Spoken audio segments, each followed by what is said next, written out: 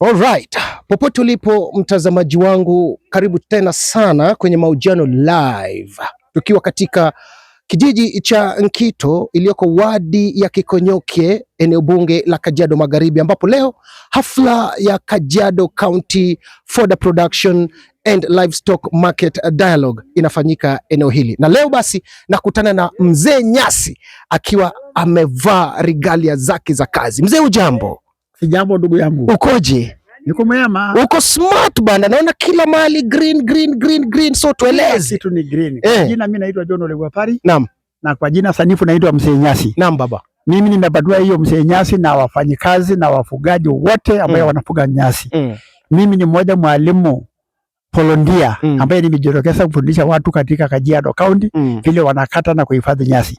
Nilianza kufundisha watu ambao wamekuja hapa kwa Suyanga, vile mtu ambaye anafundisha na wewe unachimba chini, unaweka kama sanduku, unaweka na unatoa. Unaweka tena sanduku yule ambaye yako karibu na town ambaye yako na mbao na yako na chuma, unaweka, unafundisha na sanduku, unaweka. Sababu ya kukata na au ya kufundisha ni kwa ajili ya kiangazi.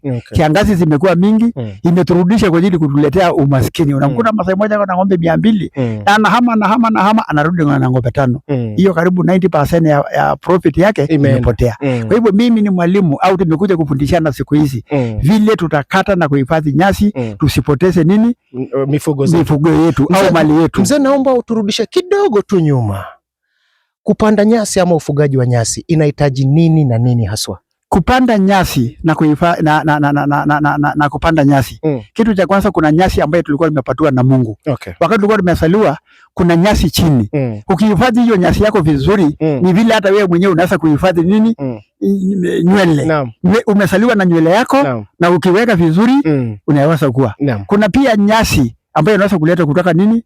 Kwa agriculture ambayo unaweza kuja unaleta mbegu kama Boma Road ambayo hatuko sisi Kajiado, unaleta kupanda. Lakini mimi nimeanza na zile zangu ya shamba yangu. Nimeweka mpaka saa hii kwa store yangu iko 10,000 bale saa hii. Hold on baba. Inachukua muda gani nyasi kukua na kukatwa ama kuvunwa? Inachukua muda gani? Wakati imenyesha nyasi inaanza kutokea na inachukua mwezi 3 peke yake. 3 peke yake. Na uko na nyasi. Na uko na nyasi. Uko na nyasi tayari ambayo imekuwa tayari. Ikikaa mwezi 2.5 nyasi imeonekana ya kwamba imekuwa tayari kukatwa. Kwa hiyo wiki moja, wiki mbili ya mwisho ya mwezi ya 3 kata nyasi. Kata nyasi wakati nyasi imekuwa nguvu, imepata nguvu, imepata rutuba na umeweka nini? Kwa store. Hiyo ng'ombe ikija kukula, unasugia kwamba ala, kwani imepata nini? Kumbe hiyo nyasi ulikuwa umekata wakati ambayo bado iko na faida, ndio umeweka kwa store. Na hiyo ng'ombe haitakufa. Na hiyo ng'ombe utakamua. Na ukija kuuza tena utauza kwa bei nzuri sana. Baba, tangu anza hii shughuli ya kufunza wafugaji, kwanza pongezi kwa kazi nzuri. Asante. Tangu anza kufundisha wafugaji kuhusu kufuga nyasi na kukata mambo kama hayo, umeweza kufikia wafugaji wangapi ama vikundi ngapi ya wafugaji katika kaunti ya Kajiado? Na je, mimi mwenyewe ukiwafuatilia, ukiwatembelea, wanafanya yale ambayo uliwafunza? Mimi mwenyewe nashukuru Mwenyezi Mungu kwa vile nimekuwa volunteer. Nimeenda public participation from free of charge more than 50. Wow. Kajiado Central, Kajiado East na Kajiado West. Pale ambayo sijaenda Kajiado South kwa ajili ya nini? Ni pesa. Fair. Ya kwenda na kulala siku 2 na siku 3. Lakini katika Dalalakutu ward au Maoro ward kama kuna funeral ambayo nikienda, nashukuru machifu kwa vile wananipatia dakika moja ya kuongea tu juu ya nyasi.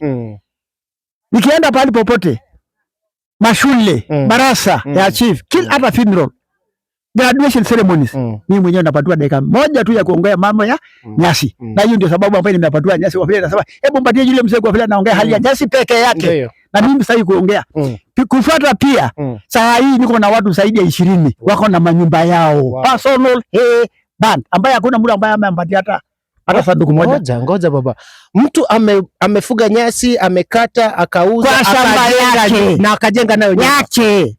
Baba, ukija Sajiloni nitakupatia. Nitakupatia mzee mmoja kwanza ambaye anaitwa Ole Mungushi. Huyu mmoja anafanya kazi ya ajabu sana. Mimi ni mmoja ambaye nilikuwa nimechaguliwa tarehe 24. Katika hii mambo inaitwa nini? Hero. Kama pastoralist. Wow. Na His Excellency the Governor wa Kajiado Lengu akanipatia certificate. Pongezi. hiyo peke yake.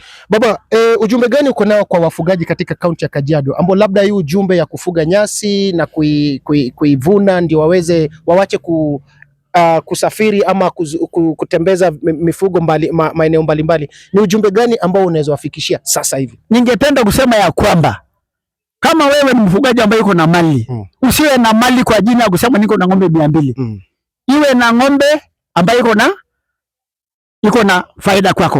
Ukiwa na ng'ombe ambaye unaweza kukamua na mama apate maziwa, ni pesa. Ukiwa na ng'ombe 10 ambaye haiwezi kuhama hata kwenda kilomita 1 au kilomita 2 kwenda kutafuta moji, wewe umefaulu. Lakini ukihamisha ng'ombe kutoka hapa mpaka upeleke Tanzania, ni hasara tupu. Kwa hivyo ningewaeleza wa Masai wenzangu, tafadhali turudi manyumbani tuongee kwa lugha ambaye sanifu ambaye inasema kana hakuna kuhamahama. Ukihamahama umejiletea hasara ambaye huwezi kurudia. Kata nyasi, fuga ng'ombe. Asante. Punguza ng'ombe hii mingi, weka kwa account. Nunua plot, nunua shamba, endelea mbele. Wow. Habari ndio hiyo mtazamaji wangu, umeweza kusikia kutoka kwa mzee Nyasi. Anasema ya kwamba sasa hivi mambo ni kiteknolojia, na sasa hivi ameweza kuwafunza vikundi zaidi ya 50 katika wadi ya Dala Kutuk, Imaroro na kwingineko. Na anasema ya kwamba kama wewe ni mfugaji haswa kutoka jamii ya Masai na bado hujaelewa hii maneno ya nyasi, unafaa kwanza ushamtafuta ili uweze kufuga nyasi yako, ndio kiangazi kikuja hakuna kuhamisha ng'ombe. Nikiripotia Bas Radio kutoka kijiji cha Nkito iliyoko wadi ya Kikonyoke, eneo bunge la Kajiado Magharibi, jina langu ni Victor Juma.